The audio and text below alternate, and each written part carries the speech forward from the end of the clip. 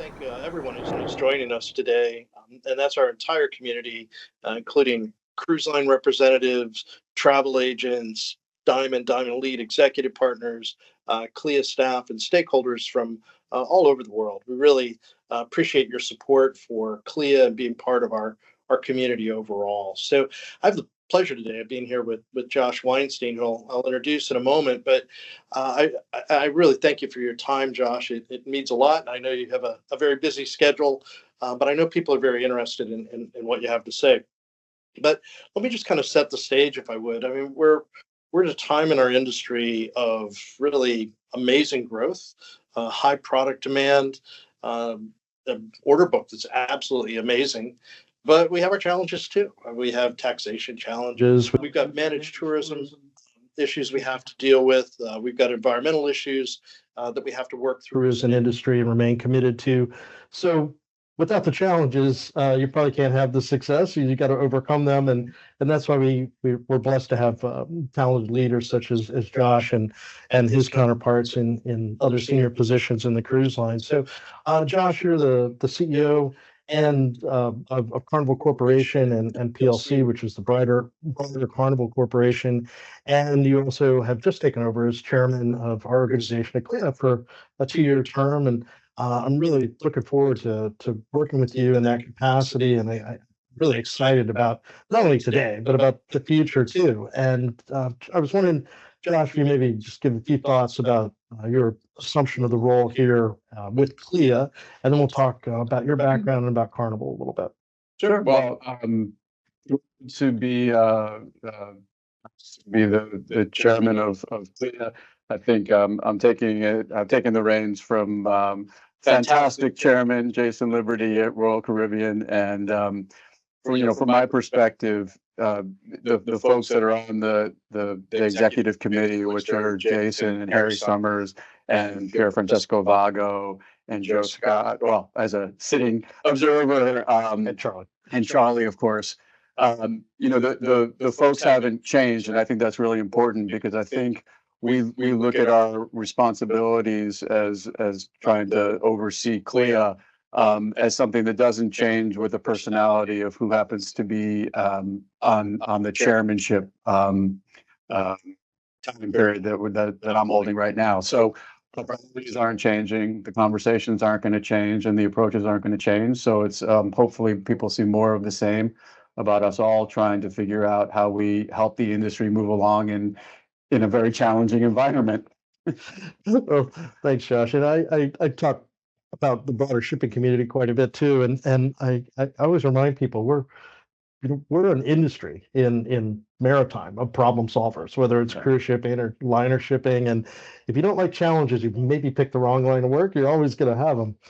Josh, I thank you for your thoughts about continuity with CLIA and the direction you think will go. I need to thank you as well as the other members of the executive committee. You've been so super supportive, as I know. I can't believe it's coming up on 1 year here in 2 weeks in this role. It's gone by so fast, and I enjoy it every single day. One of the reasons I do is being able to work with all of you. So, Josh, I was wondering if we could turn for a moment, just maybe on a more personal level. I mean, you're a recovering lawyer, such as myself, and I know we both, at various points of our career, have held different types of roles. You've held many. How did you end up in the cruise industry, and what did that progression look like for you?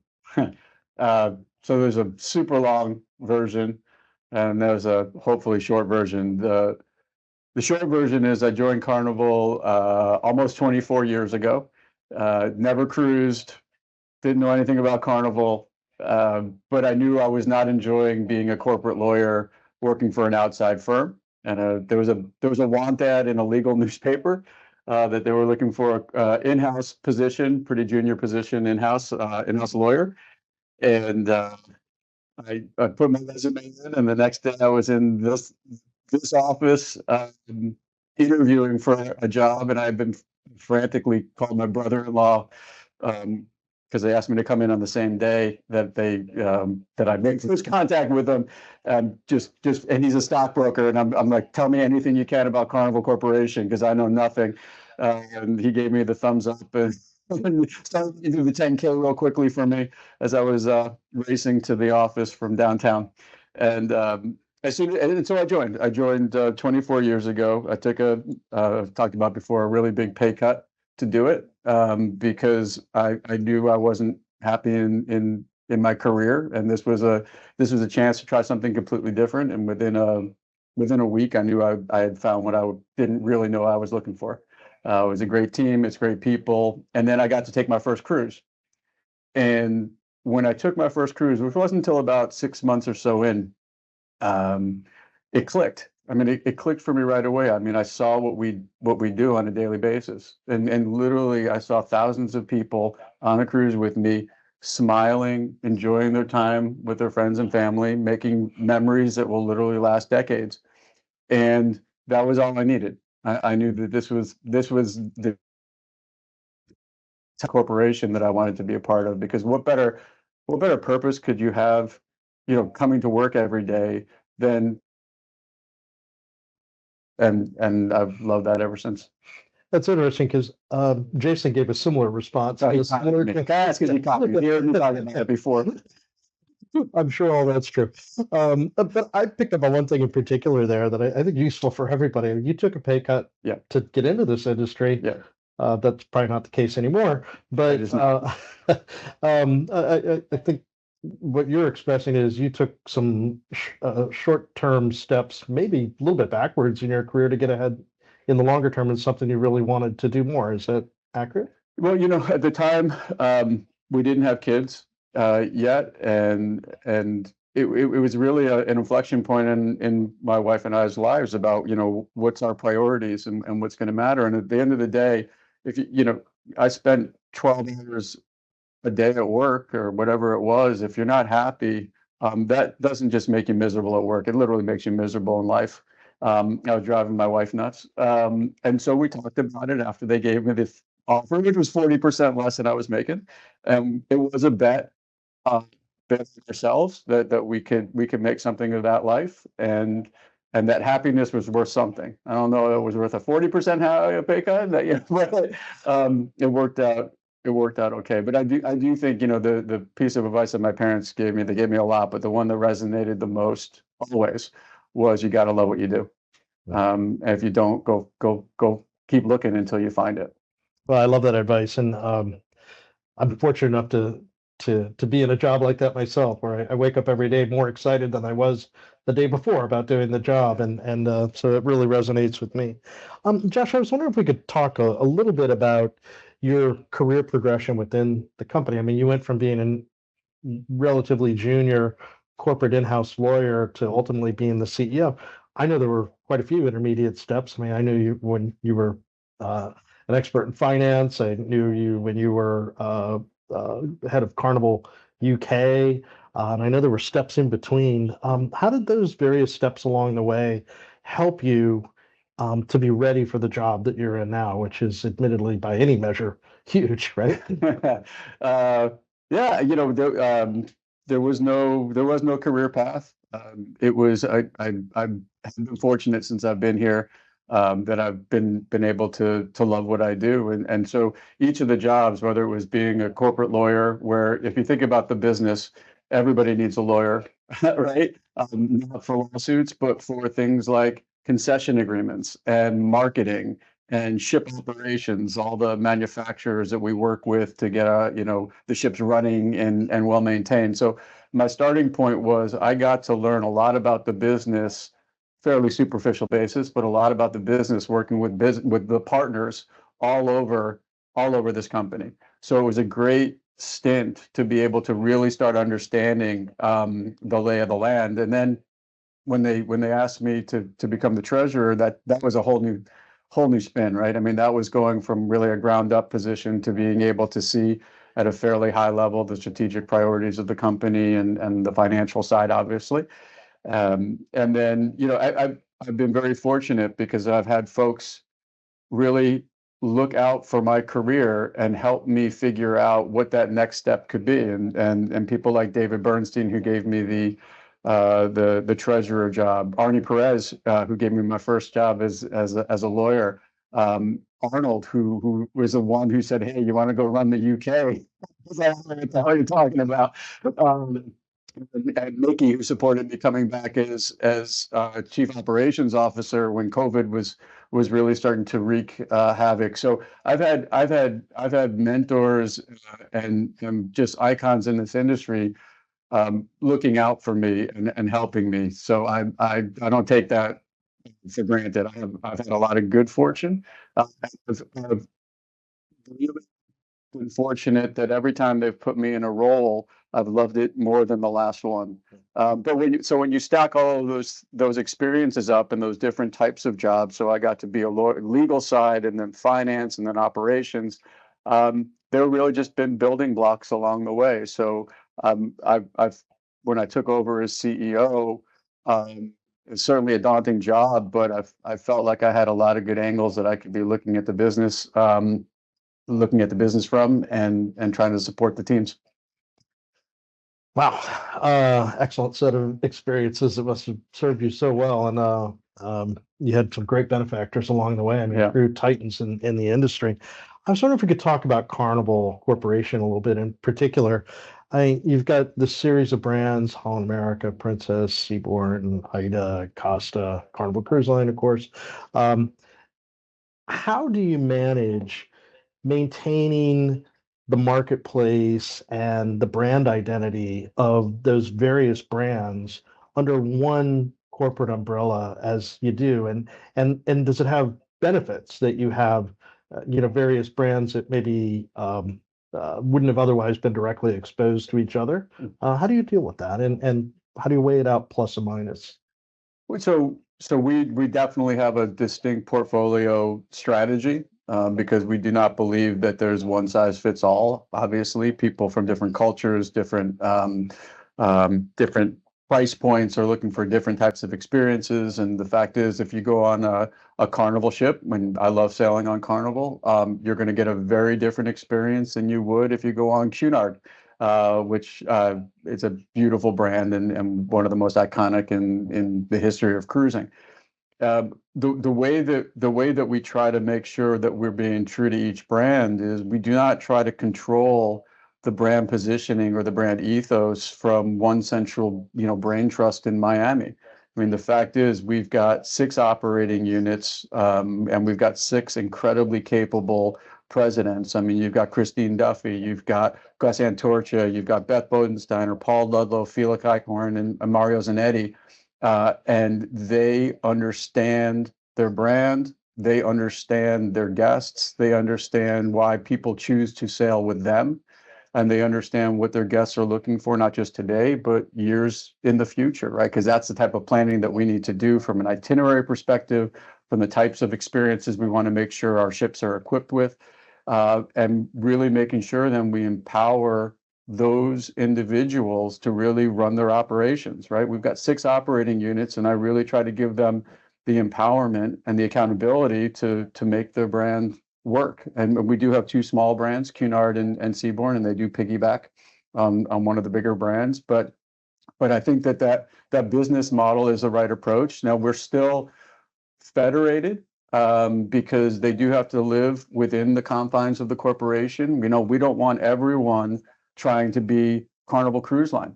We don't need that. We've got Carnival Cruise Line. We want Princess to be distinct and speaking to their guests and providing experiences that are very different. And so we have guardrails up, and then we get to work together, right? I mean, the beauty from my perspective about what we've created and what we run is I've got experts all over the world, right? We can legally share everything across these operating units and across these experts. And when I get my leadership team together, I've got those 6 presidents along with our chief maritime officer, our CFO, our general counsel, and chief HR officer. And we sit around the table to figure out what's the right strategy for the corporation overall. Where can we share learnings? Where do we leverage scale? What are the challenges that somebody's facing that have been faced somewhere else? And we can take those learnings and use them to our advantage, or opportunities, and put them into the other brands. So I think we really get the balance right between giving brands the freedom and the necessary freedom really to run their businesses and still benefiting from the scale that is the biggest in travel and leisure. Wow, I'm glad you mentioned Cunard because I think I'm on a very quick stream of consciousness list. I think I left off Cunard and P&O, but a quick story about my own experience with Cunard, and I think it really speaks to different people can go on a ship, even in the same group, and have different experiences. And years ago, when I was taller and had more hair, my now wife. Had never been on a cruise, and she really did not want to go on a cruise. She had these stereotypical ideas about how awful it was going to be for her and what You're she really selling this well. Thank you. It's good. Okay. And I said, no, you're wrong. You're wrong. Please come. So she agrees. And I'm almost dragging her up the gangway on the Queen Mary. We were doing an eastbound crossing. And she doesn't ask for much in this world, but she loved a particular brand of champagne. And as we walked through security and got on the ship, the very first thing she saw was a bar that served nothing but her favorite champagne. Her eyes got about this big. Yep. And where I kind of had to drag her on the ship, I almost had to drag her off because we had such a nice time. We could find venues that suited us, even though we were much younger than the normal, traveler with Cunard. It still was an awesome experience. And she was, when can we go again? So I really listen with great interest to how you're able to take advantage of that diversity of perspectives from your brands and help feed off of that. One other area where I think you consolidate that is with shipbuilding. You do that at the corporate level, right? And I was wondering if you could talk a little bit about your perspective on new ships and your own order book, which is impressive amongst a broader industry, impressive order book, and where you see that fitting in and where you see that fitting in with your outlook for the industry overall. Sure. Yeah. So well, when it comes to us, we're moderate. We're moderate growth, right? We've got no ships this year. That's a first. We've got one ship a year, basically from 2027 through 2033. And of course, we'll order more for the future, but we are moderated on purpose. My focus with my team has been on how do we get more demand and more pricing for the ships that we've got when we're undervalued still. What we give as experiences to our guests versus what we charge is still out of whack, especially if you compare it to land-based alternatives. And so I think the focus for us has been on really how do we drive that same ship's sales further by just doing better at our jobs. And so that's the primary focus. Now we supplement that with new builds, and we've got, like I said, one a year, and most of which is going to Carnival, and two of them are going to AIDA. But there's new ships are amazing. New ships are not what drive demand. The brand is what drives demand, and really knowing your guest, taking them where they want. Our destination strategy is a critical piece of that. And then just doing it right, doing it right every single day. So with respect to the industry overall, I think it's certainly growing faster than us as a corporation. It's not a market share game.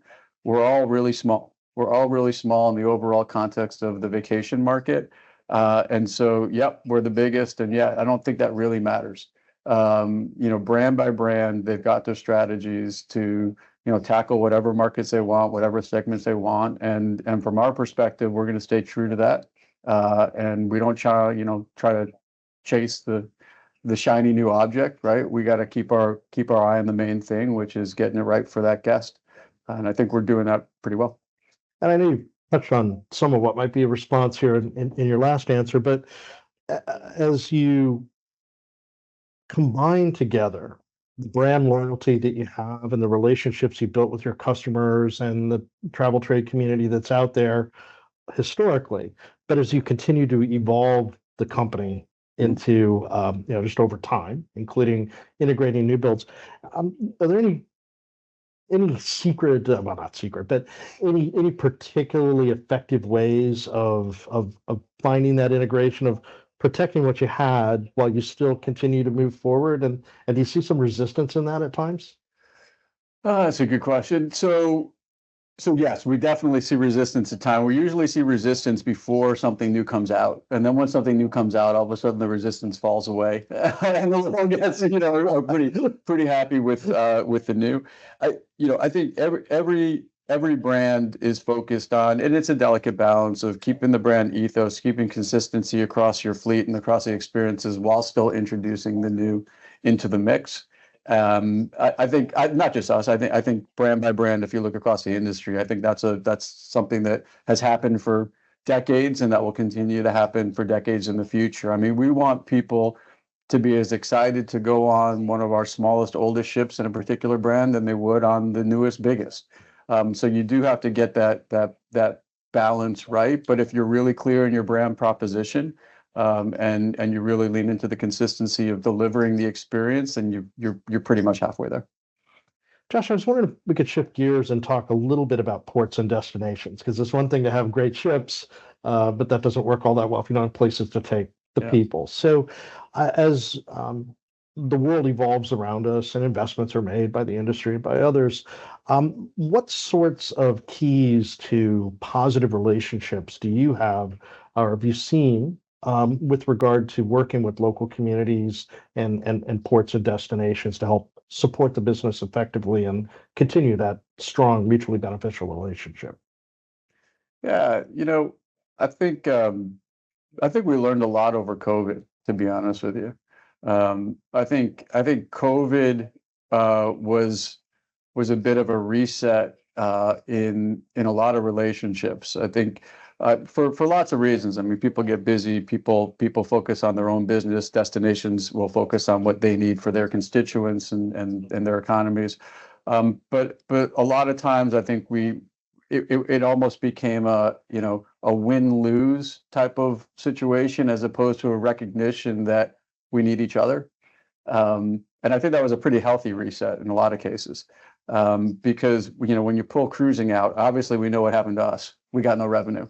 We had a lot more debt, and we had no revenue. So clearly we know the importance of being able to deliver on the experiences and taking our guests to amazing destinations.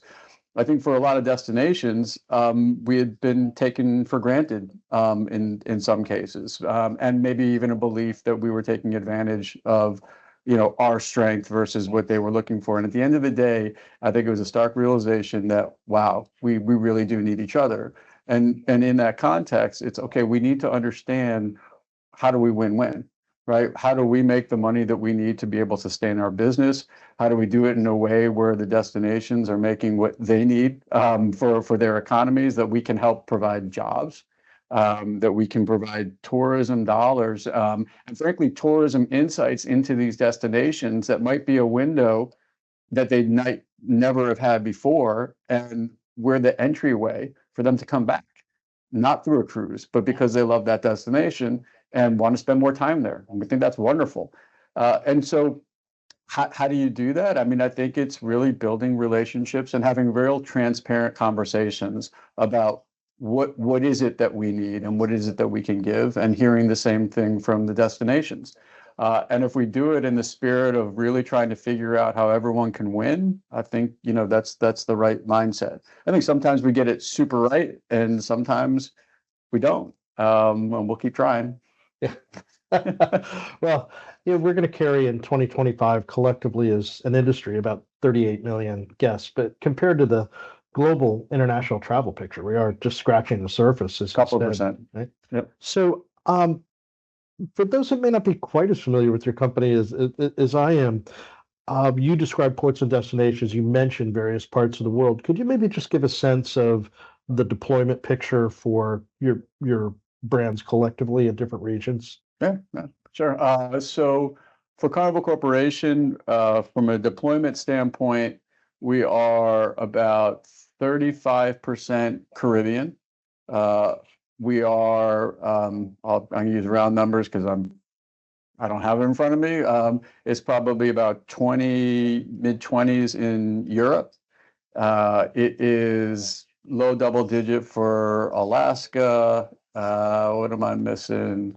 And then we've got Australia, and we've got Brazil. just call it other, which could be world cruises, it could be, exotics, etc. But if you think about like where's the main thrust of our business, it is the Caribbean, it's Europe, it's Alaska, and then a bit for Australia, and then just a lot of others all over the place. And might surprise some people to know, but doesn't surprise me.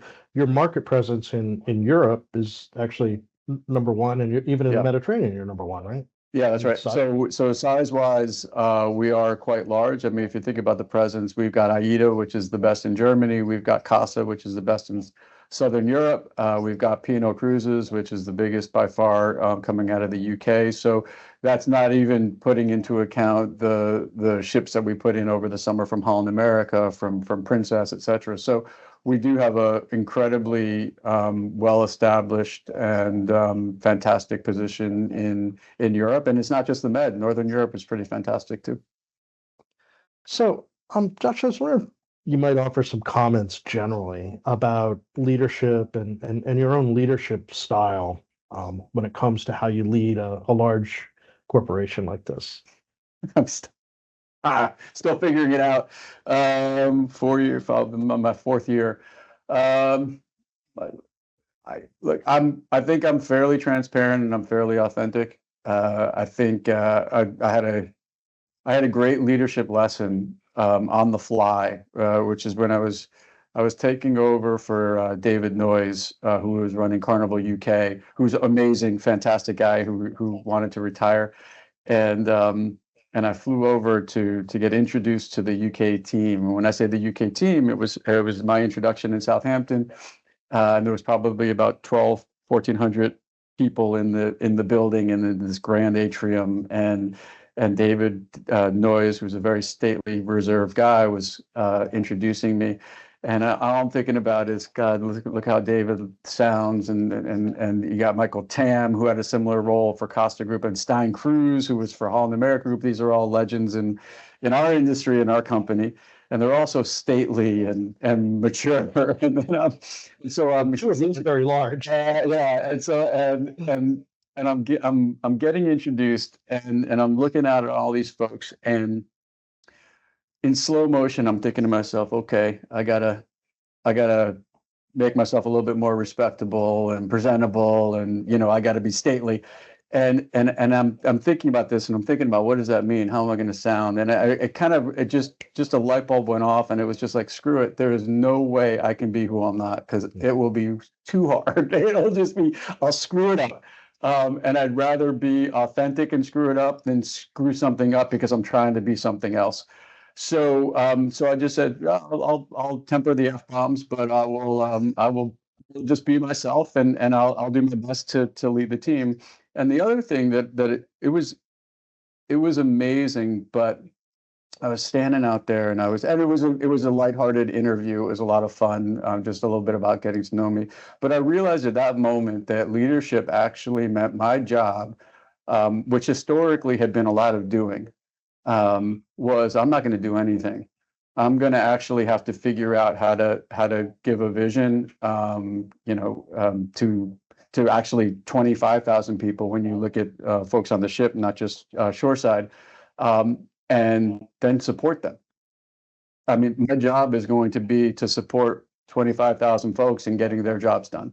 And making sure that they have what they need, and making sure we have the right priorities, and we're going after the right priorities. But it's really about, helping other people do their jobs.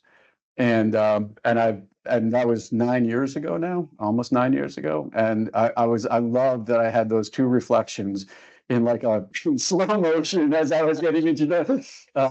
And I've been working on that ever since. Josh, I've rarely heard somebody advocate for and never seen anybody succeed that wasn't authentic in their leadership style. Yeah. So I think there's really something to that. You got to be you. And I really do appreciate, and I think those who know you probably do, how direct, candid you are. I mean, that's what people really can work with the best. I think, obviously the scale is much bigger than when you were at Carnival UK. 25,000 probably seems like a small number today compared to what you're responsible for. It still seems big. It's still pretty big, exactly. Still pretty big. But uh, people are essential to our business, whether Yeah. it's the people interacting with the guests on the ship or Yeah. keeping the lights on or running the corporate side. What's your philosophy in just general terms about the type of people that you like to surround yourself with in the organization to carry out the vision? Yeah.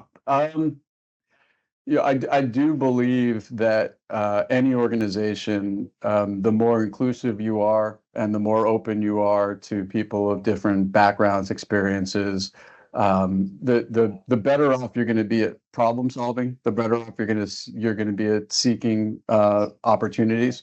And so that diversity of thought and experience and background is critical. I think you know, you don't want to surround yourself with people who all think like yourself because that's the recipe for not knowing when you're wrong. And then we do pride ourselves on having a stated purpose, having a mission, and having a set of values that we do believe is what it takes to be successful here. If you're not willing to always be improving, if you're not trying to be, thinking about your job in the context of teamwork, because it literally takes a village to pull off what we do, it's not going to be the right place for you, right? If you're the type of personality that wants to be an independent star, and eat what you kill, then you should do that, but you should do that somewhere else because that's not who we are. So I think staying true to the culture is actually critical. And we really got to make sure that's the starting point. So, Josh, if I could translate for a moment into an industry level perspective, particularly as you begin your chairmanship of CLIA, what sort of areas do you see working closely with other cruise lines already, whether it's through CLIA or not, but how CLIA could facilitate that and how you view those relationships overall? Yeah. So I don't know if I said this yet. If I haven't, I'm thrilled that Bud is in the role. We've Jason and Harry and Pier Francesco, the whole team. We've now been working together for I guess 3 years since Harry's kind of come on board. So 3 years, and I think we've done a really good job of trying to figure out what is the purpose of CLIA, right? And obviously we do a lot with the trade, and that's great. We're getting them educated and supported, and that's a critical thing, and it always will be. But from an industry perspective about what else do we need to achieve, it really is in this, we've used challenging environment quite a few times already. We need to figure out how do we show up as an industry when it comes to over tourism, environmental challenges, health, environment, safety, security. I mean, the things that are non-negotiable that we need to be standing shoulder to shoulder on to figure out how do we navigate in as positive a way as we can. That's what the focus is on, and it is whack-a-mole. There is no way we can be everywhere and be proactive, and so to some extent we've got to figure out, like we do for our own businesses, how do we prioritize? How do we prioritize to get the biggest impact in being able to have freedom to operate as an industry in a world that changes drastically all the time. So I think that's where our focus has been, and I think that's where it will continue to be. And when we can speak in one voice in those areas, and talk about all the economic growth that we bring to jurisdictions and all the jobs that we bring, I think it makes us that much more powerful. And I think the CLIA overall and the not just the GEC, but everybody who is in CLIA as a member on the cruise side, I think we all get that. I think we're all doing it as well today as we ever have. Josh, just one more question, and thank you for the kind words about the role CLIA can play, because we certainly want to do that. My experience has been in those areas you mentioned. Back in my first time at CLIA, I saw that day to day, and I think I agree with you. It's critically important and someplace I think we can add value for you. Totally. Just before we move on to some Q&A, I could ask you, if you think about life after Josh Weinstein in this organization of Carnival Corporation and PLC, what sort of a legacy would you like to leave behind? What would you like people to say about your tenure as the CEO? You know, um, I guess technically I'm the third CEO in the history of Carnival Corporation because Mickey was the first because I think his dad was only the president. Before, but I could be wrong about that. I'll be either the third or the fourth. Um, and obviously, I mean, Mickey is somebody who I think is a creator of the modern day cruise industry, and he made this company, and I I think when it comes to icons in the industry and certainly our company, there's no one that comes close. I have no interest in being thought of or recognized in any way, shape, or form to any extent next to somebody like that. But I do think, however long I'm able to serve Carnival Corporation, I view it as stewardship. I view this as me trying to help the organization grow and thrive so I can hand it off to somebody else who will take it even further. And you know, we talked a little bit about my leadership style. I'd like to think people, you know, in the company appreciate and will look back and have appreciated what we've been able to do together. The fact that we are a culture-led organization. I would love it for people to think about that, and I'd be happy. And somebody else has to take over and do really well, and because I got a lot of stock in this company now. Yeah. So, You make sure I'll make sure I'll make sure if I have any input, I'll pick somebody really good to take over from me. Well, Josh, it's been an interesting conversation. I appreciate you for sharing your thoughts. I mean, now's the point we'd like to entertain a few questions from our audience out there. Karen, if I could turn it back over to you. Thank you, Bud, and thank you, Josh. I learned a lot, and it's exciting to see that both of our leaders on this screen have very similar styles for leadership development and team members, and glad that we're able to carry that through. That gave me goosebumps, but you're not here to hear that. So we gathered a number of questions from our Diamond partners, and some of them fall into some similar categories. So we took the liberty to kind of reorganize the questions a tad different, starting with a question we hear constantly, the decarbonization game plan. So I've got a couple questions there that I'd like to throw back to you. You know, where do you need the most collaboration across the cruise lines, the ports, the destinations, are serving executive partners to turn this ambition into a reality in the terms of decarbonization? All right, start with a big one. Let me just turn It this down. is. So, Bud and I were actually not talking about this question, but talking about the concept before we were on. And what we've been preaching a lot, Carnival, is there's things we can control and things that we can't control. What we can control is using less. And we have been laser focused on using less fuel, because if you use less fuel, you will emit less greenhouse gas. And by the way, it's also good for our bottom line because it means we spend less on fuel, and that's a good thing too.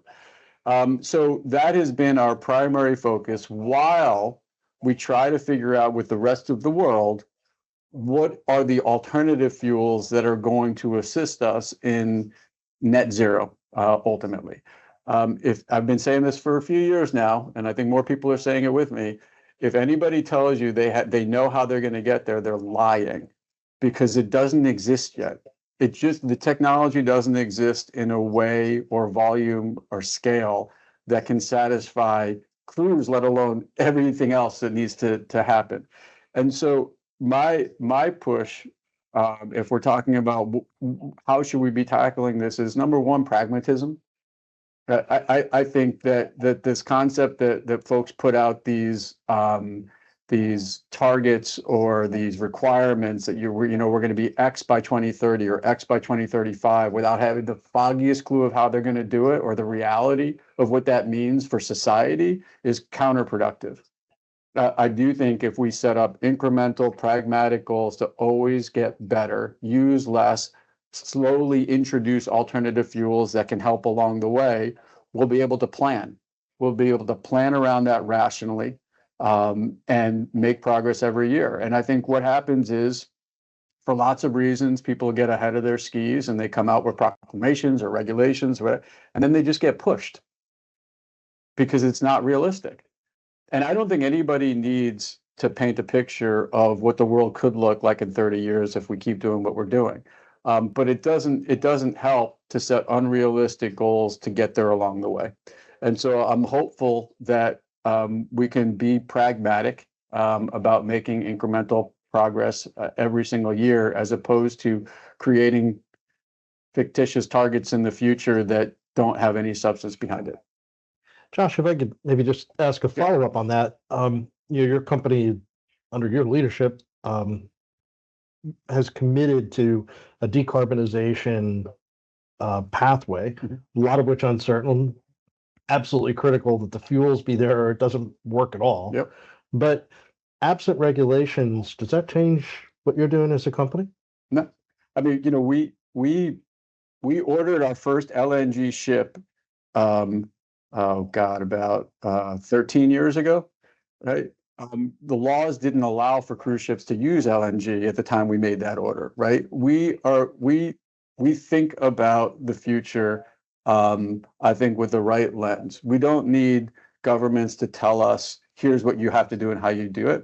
We're going to make our decisions because we do understand that using less and ultimately figuring out how do we keep pace with the decarbonization roadmap for what we can do is critical, because at some point, customers won't want to sail with us if we are not doing our part to make that progress. And so we always want to stay ahead of that. So, I mean, full stop. We don't need somebody telling us, but I also want to be realistic. Net zero in 2050, it's an aspiration. And it will remain an aspiration until somebody shows us how it can actually happen. We're not going to make false promises because we can't. So we're going to do our best to make that progress every single year, and in the process, we will get better and better in the footprint that we make. And that's not really a shortage of technology, right? It's a shortage of molecules of the lower carbon fuels. Absolutely. I mean, look. We, like probably every other cruise company, focus on consumption. We can reduce the consumption. We have been reducing it every single year. We hit 20%, 21% reduction on a unit basis versus 2019. That's what we did last year. So we can modify itineraries. We can introduce technology on board the ships to reduce the amount that we need to run the ships, run the HVAC systems. We are using bio-LNG in various places. We are doing what we can, but it's not close to the solution. The solution will require governments to actually get things in place. And I don't think it's realistic to just say, this is our requirement, you go figure it out. Karen? Yes, so I want to add a second question to that, and you may have touched on it. The IMO net zero framework has been delayed. How does that impact the work you're doing, your colleagues are doing towards that, getting to that net zero emissions in 2050 or beyond? Yeah. So I don't think the as proposed, it did not make a difference to us one way or another. It just added more confusion, because there was no real understanding of what the requirements were going to be. There was debate about what is LNG in this IMO framework. We actually think that today it's the best alternative we've got, but very unclear about how it was going to be treated under what was proposed through the IMO.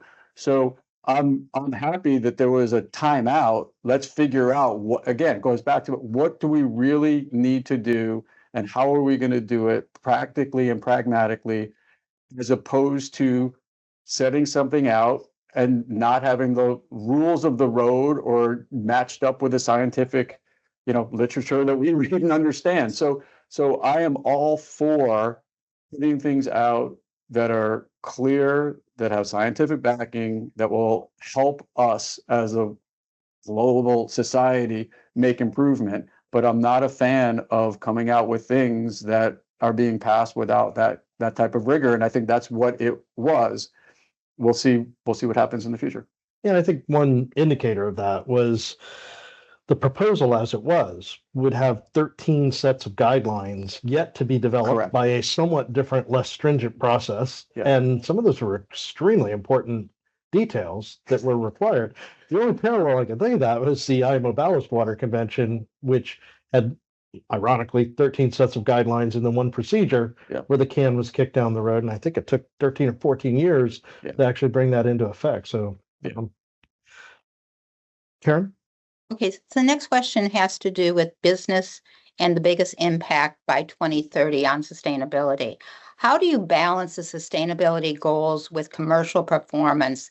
And which pathway do you think delivers the biggest impact in 2030? Is it operations versus fuel efficiencies, or are there operational changes that we should be focused on to do that?